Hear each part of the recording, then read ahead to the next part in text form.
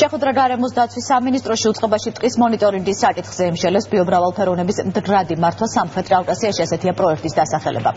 შეხვედრას მინისტრი ხათუნა გოგოლაძე, გერმანიის საერთაშორისო თანამშრომლობის საზოგადოების, ავსტრიის განვითარების სააგენტოს, სამეცნიერო ორგანიზაციების წარმომადგენლები და დამოუკიდებელი სატყეო ექსპერტები ესწრებოდნენ.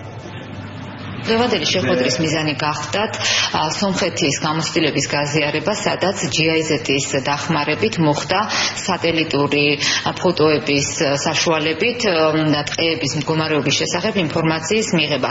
ეს რასაკვირველია ინვენტარიზაციას არ ცვლის, მაგრამ ძალიან კარგი საწყისი ინფორმაცია შეუძლია მოგვაწოდოს ქვეყნის მასშტაბით ჩვენი ტყეების მდგომარეობის შესახებ.